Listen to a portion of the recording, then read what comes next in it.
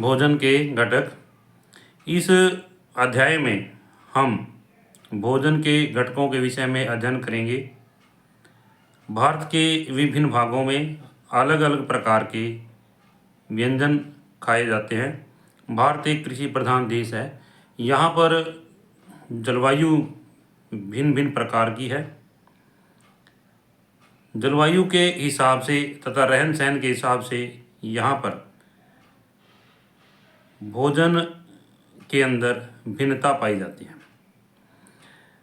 एक प्रकार के भोजन में चपाती, दाल और बैंगन का भरता हो सकता है। दूसरे में चावल, सांभर तथा भिंडी हो सकती है। इसमें ये भोजन के प्रकार बताए हैं। कोई तो चपाती, दाल और बैंगन खाता है, दूसरा जो है चावल, सांभर और भिंडी, कुछ भी हो सकता है इसमें। और अन्य भोजन उसमें अप्पम, मछली तथा सब्जियां हो सकती हैं। क्रियाकलाप एक है। आमतौर पर हमारे आहार में अन्न से बना कम से कम एक व्यंजन होता है। जब हम भोजन खाते हैं तो हमारे आहार के अंदर अन्न से बना हुआ एक व्यंजन अवश्य होता है। जैसे मान लीजिए हम सब्जी खाते हैं, साथ में रोटी लेते हैं, तो रोटी जो है अन्न के अंदर आती है, वो अन्न से बनी होती है। दूसरे खाद्य पदार्थों में दाल या मांस का कोई व्यंजन तथा सब्जी हो सकती है। इसमें दही, मट्ठा तथा अचार भी शामिल हो सकते हैं। इस तरह के आहार के कुछ उदाहरण हैं। इस सूची में कुछ अन्य व्यंजन जोड़िए तथा सारणी को पूरा कीजिए। कभी कभी हम अपने भोजन में वस्तुतः इन सभी व्यंजनों को नहीं ले पाते। यदि हम यात्रा में हो तब हम वही खा लेते हैं। तो कहने का मकसद क्या है कि अलग अलग समय के अनुसार हम व्यंजन लेते हैं। मान लीजिए हम घर पर रहते हैं तो हम सभी प्रकार के आहार ले सकते हैं, परंतु जब यात्रा करते हैं तो हमें जो कुछ मिलता है हम उसी में काम चला लेते हैं। आहार में विभिन्न खाद्य पदार्थों के इस तरह के वितरण का कोई न कोई आधार होना चाहिए। क्या हमारे शरीर का विशेष प्रयोजन के लिए विभिन्न प्रकार के भोजन की आवश्यकता है? विभिन्न प्रकार के खाद्य पदार्थों में क्या होता है? प्रत्येक व्यंजन एक या एक से अधिक प्रकार की कच्ची सामग्री से बना होता है। जब हम कोई भी व्यंजन लेते हैं, जैसे मान लीजिए हम रोटी लिया, रोटी के अंदर रोटी होगी और पानी होगा। और एक प्रकार सब्जी है, जैसे राजमा की सब्जी बनाते हैं, उसमें राजमा होंगे, घी होगा, अच्छा मसाले होंगे, नमक होगा, मिर्च होगी। तो इस तरह से उसमें एक या एक से अधिक प्रकार की कच्ची सामग्री जो है होती है। यहाँ पर ये पंजाब के बारे में कहता है। पंजाब में मक्के की रोटी है, राजमा है, सब्जियों में सरसों का साग और दही, घी। आंध्र प्रदेश में चावल, अरहर की दाल तथा रसम, कुंदरू और अन्य व्यंजन है, मट्ठा, घी था, अचार। इसमें इन दोनों राज्यों के आहार के बारे में उदाहरण दिया गया है।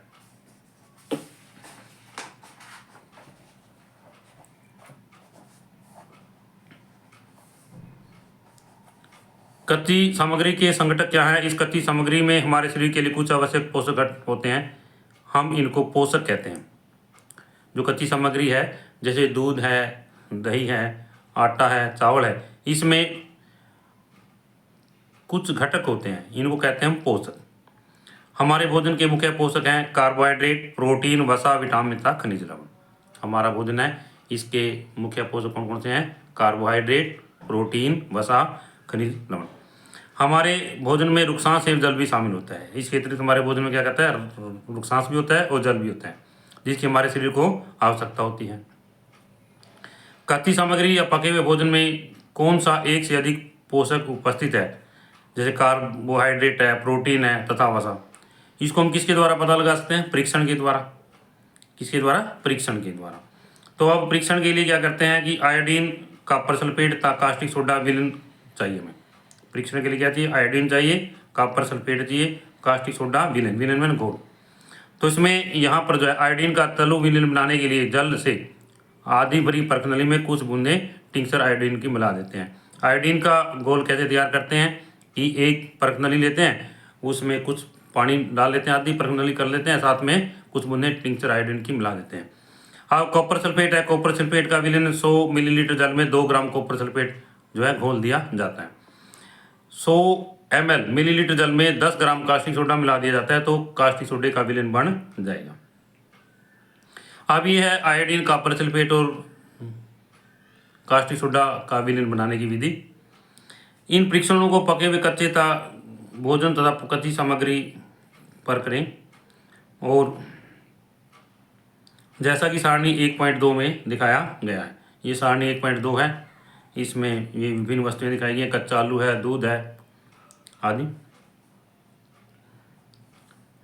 अगले कहता है यदि आवश्यक विलयन तत्काल उपलब्ध नहीं है तो आपके अध्यापक नई विधि से तैयार करा सकते हैं। तो उसमें जिनको तैयार कराने की हम विधि पहले बता चुके हैं। कार्बोहाइड्रेट है, कार्बोहाइड्रेट की जो मान लीजिए उपस्थिति है, इसके बारे में क्या कहता है, कार्बोहाइड्रेट कई प्रकार के होते हैं। हमारे भोजन में पाए जाने वाले मुख्य कार्बोहाइड्रेट मंड तथा शर्करा है। हमारा भोजन है उसमें 2 प्रकार के कार्बोहाइड्रेट पाए जाते हैं, नंबर 1 मंड, नंबर 2 शर्करा। अब मंड के लिए परीक्षण है। यहाँ पर सबसे पहले कच्ची सामग्री या खाद्य पदार्थ है, उसका हम थोड़ी सी मात्रा ले लेंगे और इसमें आयोडीन विलयन की 2 या 3 बूंदें डाल देंगे। यदि उसके रंग में बदलाव आ जाता है, रंग कैसा हो जाता है, नीला या काला, कैसा हो जाता है, रंग नीला या काला, ये मंड की उपस्थिति को दर्शाता है। दूसरा है इसमें प्रोटीन के लिए परीक्षण। प्रोटीन के लिए परीक्षण के अंदर क्या है, इसमें जो खाद्य पदार्थ लेते हैं पहले, जिसका हमने परीक्षण करना है, चाहे वो ठोस है तो सबसे पहले उसका हम पेस्ट बना लेंगे या चूर्ण बना लेंगे। पेस्ट में खाद्य पदार्थ की थोड़ी मात्रा ले लेंगे और पीस करके या मसल करके उसको एक साफ परख नली में डाल देंगे। 10 बूंदें जल की डाल करके फिर उसको अच्छी तरह हिलाते हैं। 2 बूंद कॉपर सल्फेट का विलयन था, 10 बूंद कास्टिक सोडा का विलयन डालते हैं। आगे क्या होता है, इसमें अच्छी तरह हिलाकर कुछ मिनट के लिए परख नली को रख देते हैं। परख नली का पदार्थ बैंगनी रंग का हो जाता है। यदि जो परख नली है उसमें जो सैंपल डाला है यदि कैसा हो जाता है, बैंगनी रंग का, तो खाद्य पदार्थ में प्रोटीन की उपस्थिति दर्शाता है। दोबारा से एक बार क्या कहता है कि जैसे हमने खाद्य पदार्थ है उसका पेस्ट बनाया, चूर्ण बनाया, फिर एक परख नली ली, उसको पीस करके डाल दिया उसमें, और उसमें 10 बूंद जल की डाल दी, साथ में 2-2 बूंद जो है कॉपर सल्फेट की विलयन और 10 बूंद कास्टिक सोडा की डाल दी हमने। तो यदि उसके रंग में बदलाव आ जाता है, रंग कैसा हो जाता है, बैंगनी रंग, तो उसमें क्या है, प्रोटीन उपस्थित है। इससे अगला है वसा के लिए परीक्षण। वसा के लिए परीक्षण क्या करते हैं कि एक खाद्य पदार्थ ले लेते हैं, उसको एक कागज़ के टुकड़े में लपेटते हैं और उसको थोड़ा सा कूट लेते हैं। उसको कूटते समय ध्यान रखना चाहिए कि कागज़ फटे ना। अब उसमें यदि हम वहाँ पर कागज़ के तेल के धब्बे हमें दिखाई देते हैं तो उसमें वसा उपस्थित है। यदि तेल के धब्बे नहीं दिखाई देते तो हमें उसमें वसा उपस्थित नहीं है। कई बार में ऐसा भी होता है कि खाद्य पदार्थ उसमें जल की कुछ मात्रा होती है। उसके लिए क्या है, जब हमने कागज़ लिया, उसमें खाद्य पदार्थ का सैंपल जो उसमें डाल लिया, उसको कूटा, तो फिर कागज़ को हम सुखा लेते हैं। थोड़ी देर के लिए क्या करते हैं, सुखा लेते हैं। जब कागज़ सूख जाता है और उस पर तेल के धब्बे हमें दिखाई देते हैं तो इसका मतलब क्या है कि वसा जो है पदार्थ में उपस्थित है, पदार्थ में वसा की उपस्थिति को दर्शाता है। हमने तीनों पोषकों कार्बोहाइड्रेट, प्रोटीन तथा वसा के लिए खाद्य पदार्थों का परीक्षण किया। विटामिन तथा खनिज लवण जैसे अन्य पोषक भी हमारे विभिन्न खाद्य पदार्थों में उपस्थित रहते हैं। विभिन्न पोषक हमारे शरीर के लिए क्या करते हैं, कार्बोहाइड्रेट मुख्य रूप से हमारे शरीर को ऊर्जा प्रदान करता है और वसा भी ऊर्जा प्रदान करती है। वसा जो है कार्बोहाइड्रेट से 2 गुनी ऊर्जा प्रदान करती है। कार्बोहाइड्रेट की तुलना में वसा की समान मात्रा में हमें अधिक ऊर्जा प्राप्त होती है। वसा और कार्बोहाइड्रेट युक्त भोजन को ऊर्जा देने वाला भोजन कहा जाता है। तो हमने क्या पढ़ा अब तक भी, कार्बोहाइड्रेट है और वसा है, दोनों ऊर्जा देने वाले भोजन है, इसलिए इनको ऊर्जा युक्त भोजन भी कहा जाता है या ऊर्जा देने वाला भोजन भी कहा जाता है। अब आगे इसमें यहाँ पर जो ये चित्र है, चित्र में दिखाया गया है भी कार्बोहाइड्रेट के स्रोत क्या हैं और वसा के स्रोत क्या हैं। तो कार्बोहाइड्रेट के स्रोत हैं जैसे बाजरा है, चावल है, गेहूं है, शकरकंदी है, आलू, गन्ना, पपीता, तरबूज, आम और मक्का है। इन सभी के अंदर कार्बोहाइड्रेट की मात्रा पाई जाती है। अब आगे इसमें है यहाँ पर वसा। वसा 2 प्रकार की होती है, एक तो पादप से संबंधित है, एक जंतु से। यानी एक तो वसा जो है पादपों से प्राप्त होती है, दूसरा जंतुओं से। तो यहाँ पर मूंगफली की गिरी है, यहाँ पर तिल है और नारियल का तेल है, सरसों का तेल है, सूरजमुखी का तेल है, सोयाबीन का तेल है। तो ये सभी जो है पादप स्रोत हैं, पादपों से प्राप्त होने वाली वसा है। और यहाँ पर जो दूध है, घी है, मक्खन है, अंडे हैं, मछली है, मांस है, इसके अंदर भी वसा पाई जाती है इनमें। और ये जो है जंतुओं से प्राप्त वसा है, किससे है, जंतुओं से प्राप्त वसा है। अब आगे इसमें प्रोटीन के स्रोत दिखाए गए हैं। प्रोटीन के स्रोत कौन कौन से हैं? सबसे पहले यहाँ पर क्या कहता है कि जैसे प्रोटीन के कुछ स्रोत पादप स्रोत और जंतु स्रोत है। पादप स्रोत, पादपों से प्रोटीन जैसे मटर है, चना है, मूंग है, तुअर दाल है, राजमा है, सोयाबीन है, इन सभी के अंदर प्रोटीन पाया जाता है। तो कहने का मकसद क्या है कि दालों के अंदर प्रोटीन पाया जाता है। अब जंतु स्रोत हैं, जैसे पनीर है, दूध है, इसमें प्रोटीन पाया जाता है, मछली है, मांस है, इन सभी के अंदर प्रोटीन पाया जाता है। ये हैं जंतु स्रोत। क्या है? जंतु स्रोत। ऊपर थे पादप स्रोत, ये हैं जंतु स्रोत। प्रोटीन की आवश्यकता शरीर की वृद्धि तथा स्वस्थ रहने के लिए आवश्यक है। प्रोटीन जो है शरीर को की वृद्धि के लिए और स्वस्थ रहने के लिए बहुत जरूरी है। प्रोटीन युक्त भोजन को शरीर वर्धक भोजन भी कहते हैं। जो बच्चे बढ़ रहे होते हैं उनको प्रोटीन युक्त भोजन की आवश्यकता होती है। और एक हमारे समाज के अंदर प्रोटीन का मुख्य स्रोत जो है दालें मानी जाती हैं, क्योंकि दालें हर घर में खाई जाती हैं। विटामिन रोगों से हमारे शरीर की रक्षा करते हैं। विटामिन हमारी आंखों, अस्थियों, दांत और मसूड़ों को स्वस्थ रखने में हमारी सहायता करते हैं। विटामिनों का हमारे लिए क्या महत्व है? ये हमारे अंदर जो है रोग प्रतिरोधक क्षमता पैदा करते हैं। आंख है, अस्थियां हैं, दांत है, मसूड़े हैं, इनको स्वस्थ रखते हैं। विटामिन कई प्रकार के होते हैं, जैसे vitamin A, vitamin B, vitamin C, vitamin D, E और के। विटामिन के प्रकार A, B, vitamin A, vitamin B, vitamin C, vitamin D, vitamin E और के। विटामिनों के एक समूह को विटामिन बी कम्प्लेक्स भी कहा जाता है। हमारे शरीर को सभी प्रकार के विटामिनों की अल्प मात्रा में यानी थोड़ी मात्रा में आवश्यकता होती है। विटामिन ए हमारी त्वचा तथा आंखों को स्वस्थ रखता है। विटामिन सी बहुत से रोगों में लड़ने में हमारी मदद करता है। विटामिन डी हमारी अस्थियों और दांतों के लिए कैल्शियम का उपयोग करने में हमारी सहायता करता है। यहाँ पर विटामिनों के विभिन्न स्रोत दिखाए गए हैं। विटामिन ए के कुछ स्रोत हैं, जैसे दूध है, मछली है, गाजर है, पपीता, आम, ये क्या है? विटामिन ए के स्रोत हैं। विटामिन डी गेहूँ, यकृत और चावल है। विटामिन सी हमेशा खट्टे फलों में पाया जाता है। कौन से फलों में? खट्टे फलों में। और खट्टे फलों में जैसे संतरा है, टमाटर है, अमरूद है, नींबू है, आंवला है और मिर्च, हरी मिर्च, इसके अंदर विटामिन सी पाया जाता है। विटामिन डी के स्रोत हैं दूध, अंडा, मछली, मक्खन। कौन से हैं? दूध, अंडा, मछली और मक्खन। विटामिन ए हमारी त्वचा तथा आंखों की रक्षा करता है। विटामिन सी बहुत से रोगों में लड़ने में हमारी सहायता करता है। विटामिन डी हमारी अस्थियों, दांतों के लिए कैल्शियम का उपयोग करने के लिए जरूरी है। विभिन्न विटामिनों से भरपूर भोजन जो है चित्र में दिखाया गया है, जैसे हमने ऊपर पहले हम समझा चुके हैं। तो इसमें यहाँ पर विटामिनों के प्रकार है, vitamin A, vitamin B, vitamin C, vitamin D, vitamin E तथा विटामिन ए एक समूह है, इसको विटामिन बी कम्प्लेक्स भी कहते हैं। विटामिन ए हमारी त्वचा की तथा आंखों से स्वस्थ रक्षा करता है। विटामिन सी बहुत से रोगों में लड़ने में हमारी मदद करता है। विटामिन डी हमारी अस्थियों, दांतों के लिए आवश्यक है। इसके बाद में आगे है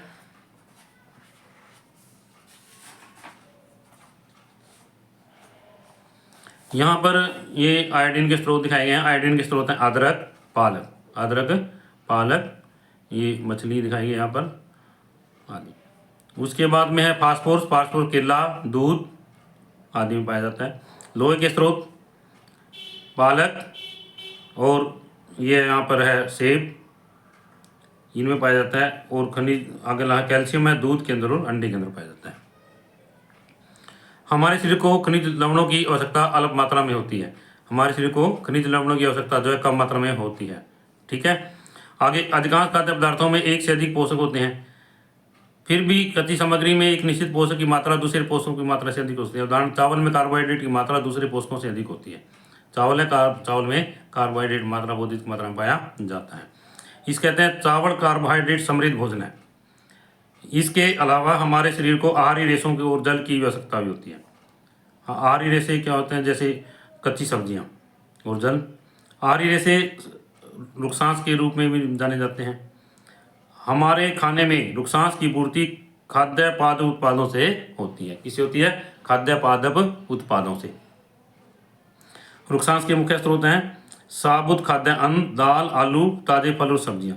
रुकसांस हमारे शरीर को कोई पोषक प्रदान नहीं करता, फिर भी है हमारे भोजन का आवश्यक अंग है, क्योंकि यह भोजन हमारा जो भोजन है उसके आयतन को बढ़ा देता है। दूसरा, हमारे शरीर के अंदर पचे हुए भोजन को बाहर निकालता है, बिना पचे हुए भोजन को बाहर निकालता है। इसमें पोषकों के अलावा क्या हुआ? आहारी रेशे हो गया, रुकसांस हो गया। रुकसांस के बारे में हमने पढ़ लिया। रुकसांस के मुख्य स्रोत क्या हैं? साबुत खाद्यान्न, दाल, आलू, ताजे फल और सब्जियाँ। और नुकसान जो हमारे शरीर को कोई भी पोषक प्रदान नहीं करता, परंतु फिर भी हमारे लिए आवश्यक है। यह हमारे आयतन को बढ़ा देता है और बिना पचे भोजन को बाहर निकालता है। आगे है जल। जल भोजन में उपस्थित पोषकों को अवशोषित करने में हमारे शरीर की सहायता करता है। अपशिष्ट पदार्थों जैसे मूत्र तथा पसीने को शरीर से बाहर निकालने में सहायता करता है। अपशिष्ट पदार्थों को शरीर से बाहर निकालने में हमारी सहायता करता है। शरीर को जितने जल की आवश्यकता होती है वह हमें उन वस्तुओं से प्राप्त हो जिसे हम द्रव रूप में लेते हैं। दो दूध है, जल, चाय आदि। जल हमें इनसे प्राप्त होता है। एक टमाटर और नींबू जैसा कोई फल लें, इसे छोटे छोटे हिस्से में काट लें। जब फल या सब्जी को काटा छीला मसला जाता है तब ध्यानपूर्वक संरक्षण करें। ताजे फल और सब्जी में पता चलता है कि पानी की मात्रा नहीं होती या होती है। मान लीजिए हमने टमाटर लिया, नींबू लिया, तो हम काटेंगे तो हमें इसे पता चलेगा कि उनमें जल की मात्रा होती है। जैसे कई खाद्य पदार्थों में जल होता है और कुछ सीमा तक हमारे शरीर के लिए आवश्यक है। जल की पूर्ति इसी जल से हो जाती है। इसके अतिरिक्त कई खाद्य पदार्थों को पकाते समय हम उसमें जल डालते हैं। आगे इसमें कहता है कि संतुलित आहार। अगला टॉपिक है हमारा संतुलित आहार। हम प्रतिदिन भोजन खाते हैं और उस भोजन में विभिन्न प्रकार के पोषक पदार्थ खाए जाते हैं। विभिन्न प्रकार के आहार जो है हम लेते हैं।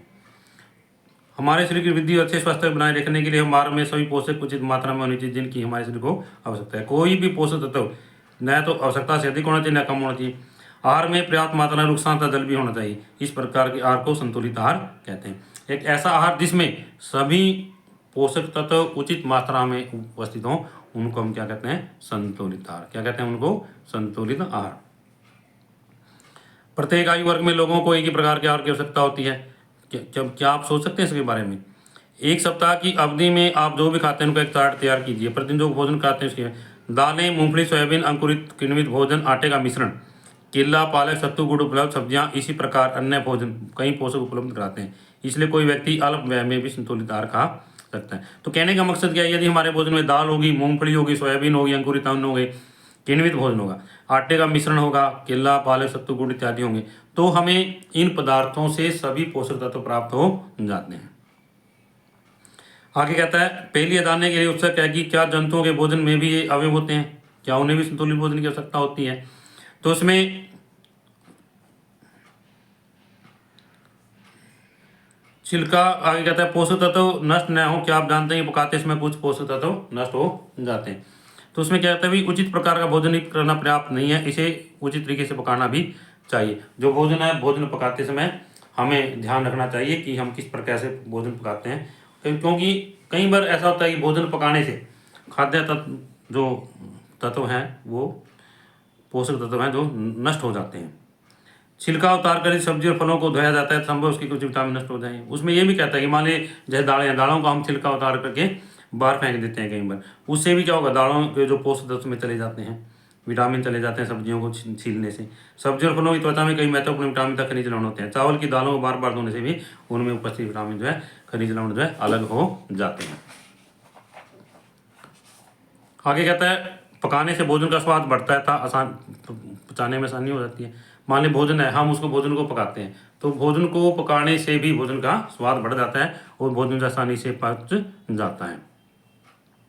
कई बार भोजन पकाने से तत्वों की हानि भी हो जाती है। जैसे मान लीजिए विटामिन सी है, भोजन पकाने से नष्ट हो जाता है। विटामिन सी जो है भोजन के पकाने से नष्ट हो जाता है। या कई बार हम क्या करते हैं कि सब्जियां धोते हैं या भोजन पकाते हैं, उसमें जल की मात्रा ज़्यादा हो जाती है तो हम जल को फेंक देते हैं। इससे कई लाभदायक प्रोटीन का खनिज लवणों की हानि हो जाती है क्योंकि वो जल के अंदर ही चले जाते हैं।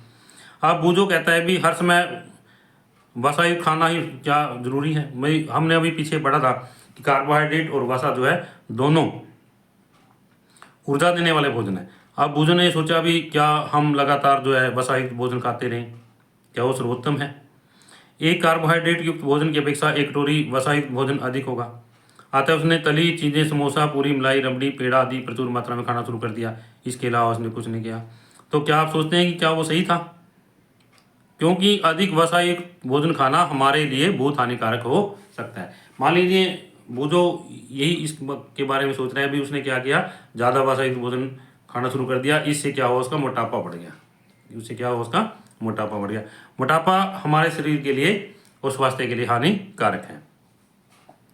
हमारे भोजन में वसा की मात्रा अत्यधिक मोटापे का कारण बनती है। यदि हम भोजन खाते हैं और उसमें वसा युक्त भोजन ज़्यादा होता है तो हमारा शरीर के अंदर जो है मोटापा बढ़ना शुरू हो जाता है। अभावजन्य रोग। अभावजन्य रोग क्या होता है कि जब कोई भोजन व्यक्ति खाता है और कुछ पोषक तत्व, एक या दो पोषक तत्व उसको एक लंबे समय तक नहीं मिल पाते, तो उसके शरीर में उन पोषक तत्वों की कमी हो जाती है। इसको कहते हैं अभाव। क्या कहते हैं इसको? अभाव। यदि लंबे समय तक ना मिले तो उसके कारण जो रोग पैदा होंगे उनको अभावजन्य रोग कहेंगे। क्या कहेंगे उनको? अभावजन्य रोग। एक व्यक्ति खाने के लिए पर्याप्त भोजन पा रहा है लेकिन कभी कभी से भोजन में किसी से पोषक की कमी हो जाती है। यदि वह कमी लंबी अवधि तक रहे तो वह व्यक्ति उसके अभाव से ग्रसित हो जाता है। एक या अधिक पोषक तत्वों का अभाव हमारे शरीर में रोग अथवा विकृतियां उत्पन्न करता है। वे रोग जो लंबी अवधि तक पोषकों के अभाव के कारण होते हैं उन्हें अभावजन्य रोग कहते हैं। और क्या कहता है कि यदि कोई व्यक्ति अपने भोजन में पर्याप्त प्रोटीन नहीं ले रहा तो उसकी क्या क्या रोग हो सकते हैं? प्रोटीन कमी में वृद्धि का अवरुद्ध होना, चेहरे पर सूजन, बालों के रंग उड़ना, त्वचा की बीमारी और पेचिश आदि। और यदि प्रोटीन और कार्बोहाइड्रेट दोनों ही कोई व्यक्ति लंबे समय तक उसके आहार में अनुपस्थित रहे ना ले तो उससे क्या होगा? उसकी वृद्धि अवरुद्ध हो जाएगी, उसकी बढ़ोतरी नहीं होगी। जैसे बच्चे हैं, वृद्धि कर रहे बच्चे होते हैं, यदि इनको प्रोटीन युक्त भोजन ना मिले, कार्बोहाइड्रेट युक्त भोजन ना मिले तो उन बच्चों की जो है वृद्धि करने की जब उम्र होती है उसमें उनकी वृद्धि नहीं हो सकती। इसलिए वृद्धि कर रहे बच्चों को प्रोटीन युक्त और कार्बोहाइड्रेट युक्त भोजन अति आवश्यक है। ऐसा व्यक्ति क्या होगा? दुबला पतला हो जाएगा, वह इतना दुर्बल हो जाएगा कि चलने में भी असमर्थ होगा। विभिन्न विटामिनों और खनिज लवणों के अभाव में विभिन्न रोग एवं विकृतियां हो सकती हैं। सभी अभावजन्य रोगों की रोकथाम संतुलित आहार लेने से की जा सकती है। तो कहने का मकसद क्या है कि यदि कोई व्यक्ति इन बीमारियों से ग्रस्त हो जाता है तो उसको पौष्टिक आहार मिलने। पौष्टिक आहार का मतलब है संतुलित आहार, जिसमें सभी प्रकार के घटक जो है, पाचक अवयव जो है पाए जाते हो। कौन कौन से हैं? कार्बोहाइड्रेट, प्रोटीन, वसा, विटामिन, खनिज लवण आदि। अब कहता है इस अध्याय में हमने श्रम से यह जानने की कोशिश की विभिन्न क्षेत्रों में भोजन कितनी विभिन्नता होती है, आहार में पोषक तत्वों का वितरण समान है। यह वितरण हमारे भोजन में आवश्यक तत्वों की उपस्थिति को दर्शाता है। अब आगे इसमें ये सारणी है, तालिका दिखाई गई यहाँ पर। विटामिन और खनिज लवणों के अभाव के कारण होने वाले रोग। इसमें विटामिन ए है। विटामिन ए के कारण क्या होता है? क्षीणता, दृष्टिहीनता। क्षीणता और दृष्टिहीनता लक्षण क्या है? कमजोर दृष्टि, रात में कम दिखाई देना, कभी कभी पूरी तरह से दिखाई देना बंद हो जाना। विटामिन B1 बेरी रोग होता है इसके कारण, दुर्बल पेशियां और काम करने की ऊर्जा में कमी आ जाना। विटामिन C स्कर्वी रोग हो जाता है इसके कारण, और मसूड़ों में खून निकलना, घाव भरने में अधिक समय का लगना। विटामिन D रिकेटस, अस्थियों का मुलायम होकर मुड़ जाना। कैल्शियम, अस्थियां और दंत क्षय, कमजोर अस्थियां और दंत क्षय होता है। आयोडीन, घेंगा रोग हो जाता है इसके कारण, और लोहा जो अरक्ता हो जाती है। तो इसमें यहाँ पर vitamin A, vitamin B1, C, D, calcium, iodine और लोहा, इनके द्वारा जो रोग उत्पन्न होते हैं वो अभावजन्य रोग के अंदर आते हैं। ये इसके इसमें यहाँ पर लक्षण दिखाए गए हैं कि यदि मान लो कोई व्यक्ति है उसमें आयोडीन की कमी है तो उसको गैस्ट्रो रोग होगा, इससे गर्दन की ग्रंथि फूल जाएगी, बच्चों का मानसिक विकलांगता आदि रोग हो जाते हैं। तो इसलिए इस प्रकार विटामिन और खनिज लवणों के अभाव के कारण जो रोग होते हैं उनके बारे में दर्शाया गया। साथ में उन रोगों के लक्षण जो है इस सारणी के अंदर दिखाए गए हैं। यदि आपको यह वीडियो अच्छी लगी हो तो आप इस वीडियो को लाइक ज़रूर करें तथा इस चैनल को सब्सक्राइब करें।